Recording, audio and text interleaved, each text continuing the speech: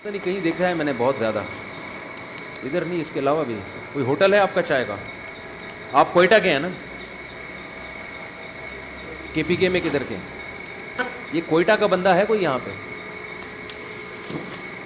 کوئٹہ والے سے میں نے یہ پوچھنا ہے کہ پورے پاکستان میں کوئٹہ ہوٹل جیسی چائے کہیں ملتی کیوں نہیں ہے؟ بہت تجربہ کر کے دیکھ لیا, خود بنا کے دیکھ لی ہم نے.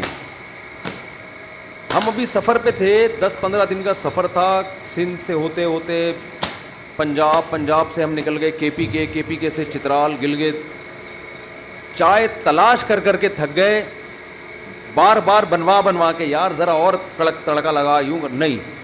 ہم پھر واپسی پہ نا گلگت چترال سے ہوتے ہوتے سکھر آئے, سکھر سے نکل گئے ہم کوئٹہ.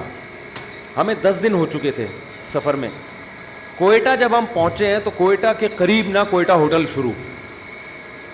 جیسے ہی ہم وہاں گئے ہیں ہوٹل میں چائے پیے, بھائی دل چاہ رہا تھا اس بندے کے ہاتھ چوم لو جا کے یار, پتہ نہیں کیا ڈالا یار, ایسی مزے کی چائے ہوتی ہے, آدمی کا دماغ کھوپڑی گھوم جاتی ہے پی کے. تو یہ بھی ایک فن ہے, اور یہ لوگ بتاتے نہیں ہیں کسی کو. ٹھیک ہے نا, تو چپکے سے کسی دن جا کے دیکھیں گے یہ کر کیا رہے ہیں. کسی نے مجھے کہا کہ یہ کیتلی دھلتی نہیں ہے نا.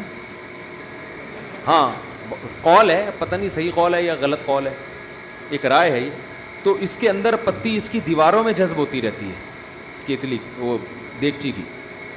پھر وہ ہوتے ہوتے اس کا اندر کا ماز نکل کے آتا ہے جب پکتی ہے نا, دھلتی نہیں ہے. واللہ عالم یہ اس وجہ سے ایسا ہوتا ہے. کسی نے کہا یہ پتی پتہ نہیں کہاں سے منگواتے ہیں, تو وجہ سمجھ میں نہیں آئی.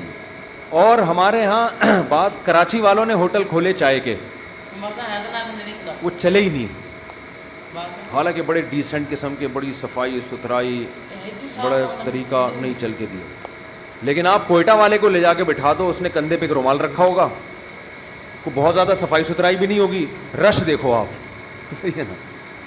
تو لوگوں میں اب یہ بات آ چکی ہے کہ بھائی جس کے کندھے پہ رومال ہوگا, اس طرح ہوٹل, ایک خاص ڈیزائن لوگوں کے دماغ میں نا بیٹھ چکا ہے چائے کے ہوٹل کا.